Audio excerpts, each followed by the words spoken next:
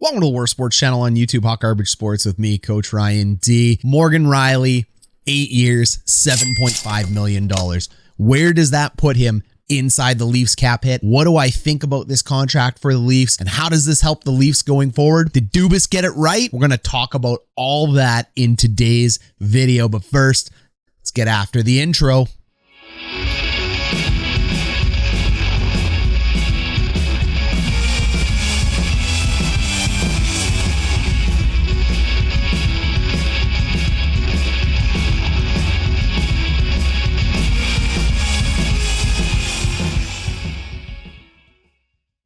And Leafs fans, if you're new to Hot Garbage Sports and want to cover all the groundbreaking action happening in the NHL today with some of the best breakdown, smash us a thumbs up, subscribe, join us here at Hot Garbage Sports. So Morgan Rielly, I have been singing this guy's praise for years. I love Morgan Rielly. Go back, take a look at any of my Team Canada videos. Go back, take a look at any of my Leafs videos. I do not understand the hate for Morgan Rielly. I have Morgan Rielly as easily a top 15 defenseman in the NHL. I have him making Team Canada. I think he's the best blue liner in Toronto. I think he's absolutely elite. Top 30 defenseman video. It hasn't moved this year, even though the Leafs haven't found the success that the Leafs are looking for. I think he's such an important part to the core of the Leafs and what they're going to do going forward. I also think that this contract is fantastic. We know the Leafs are in cap hell. How are they going to afford it? Yeah, we'll get into it in a minute. We know the Leafs are in cap hell, so they end up getting a massive deal, in my opinion. It may not feel like that because it's an 8-year hit, but a $7.5 million average for a defenseman of Morgan Rielly's age is a deal in today's NHL, and I think it came down to the fact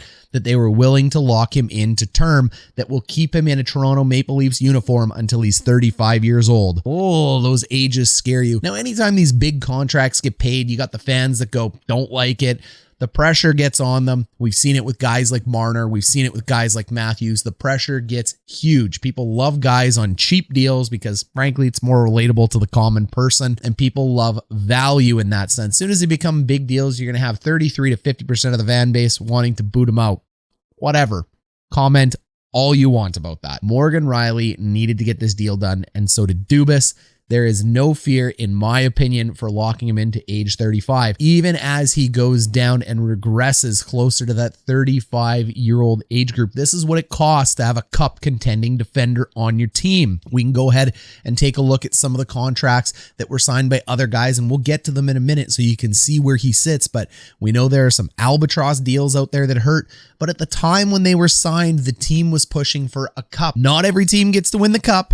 Only one does. So unfortunately, if you don't win now, it feels like a huge bust. And for Leafs Nation, I can appreciate that sentiment like crazy. You go all in on trades, you go all in on contracts, and nothing comes back in terms of a cup. So it feels wasted. But if you don't make those moves, you never had a chance. You're not going to win a cup without players like this. You're not going to win a cup with players like this?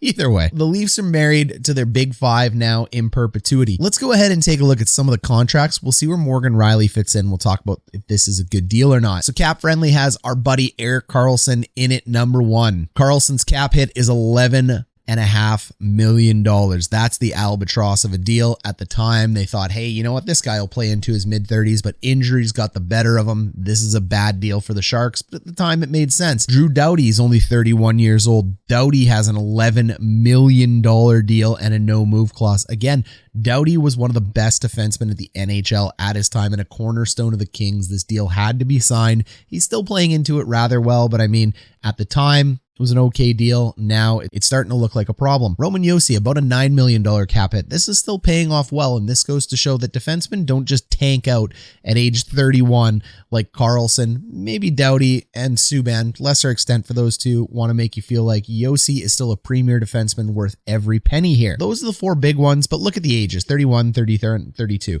People are going to point to these age groups, and they're going to say, look, this is why it's a bad deal, Ryan. We got to keep him for more years past this. Yeah, but there are other defensemen that played well into their twilights and were still highly effective. Mark Giordano is a great example of that guy. Chris Pronger played well into his 30s. There I mean, Scott Niedermayer, anybody? Defensemen can be productive into their 40s if they take care of themselves. This is why this deal looks so good. Go ahead and look at Dougie Hamilton, Cale Makar, Alex Pietrangelo, and Oliver Ekman-Larsson. We'll get to Miro. He's an outlier.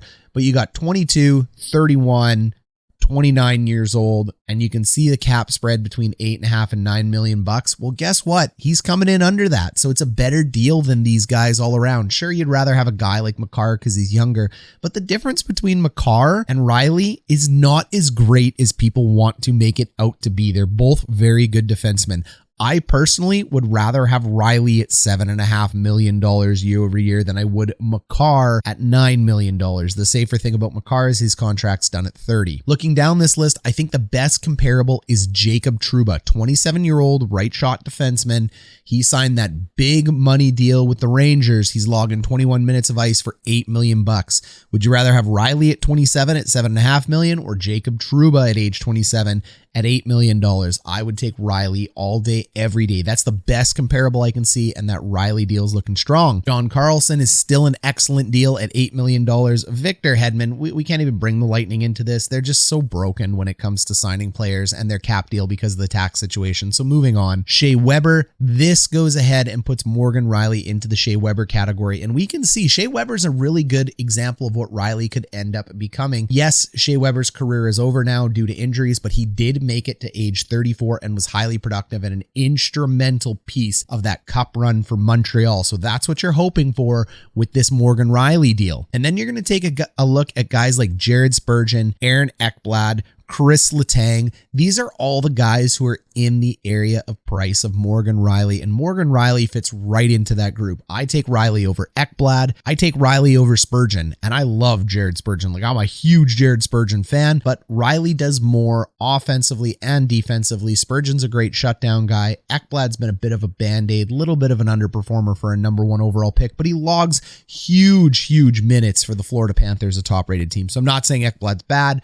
I really like Ekblad. I just like Rielly a little bit better. If you like Ekblad better, great, no problem. So when you take a look at those lists of top 20 paid defensemen, to me, you look at this and go, that's actually a pretty good deal. Do I think the Marner Matthews deal is a good deal? No, I do not. And it's not because of the price. It's because Kyle Dubas didn't take away enough years of their unrestricted free agency. Key when you're signing young guys like that is to get as many years off the books in terms of unrestricted free agency as you can from them, because that's when they can really cash in. So Rielly's going into unrestricted free agency. This isn't a restricted free agent now. He's able to sign him into a $7.5 million deal. This is a very good deal. The two best deals sitting there on the Leafs right now are actually Willie Nylander and Morgan Rielly. And I think they're two of the most important players on the Leafs right now. Yeah, you got Matthews, Marner, and Tavares in there, but Nylander has been playing out of his mind. And that was another guy before his playoff explosion last year that I was all over saying, this is a good player. I understand why he's getting the money he's got. People were burning me at the stake for it. They were burning Dubas at the stake for it. Now look, it's flipped. Good players flip. The key is when you play 5 big guys like the Leafs did this year, you can't expect all 5 are going to be hot all the time. Marner's in a massive slump. He's still got massive trade value out there if they end up moving him. Matthews is an absolute no move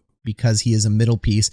And yes, John Tavares was an overpay and likely a luxury pick, not required for the Toronto Maple Leafs, putting them into cap hell. But to have a 1-2 punch at center like Tavares and Matthews is a really big deal in the NHL. So I don't hate that dealing as well as his leadership. The Leafs are going to turn it back around. The Rielly deal is a good deal. You have clarity about what's going to happen going forward. Doesn't mean Mitch Marner won't be traded. I think Willie Nylander is an absolute no-touch, so Marner becomes the only guy on that block. But is anyone willing to take that albatross of a contract? I guess we'll have to wait and see, and you'll have to subscribe to this channel so we can cover that if and when it does happen.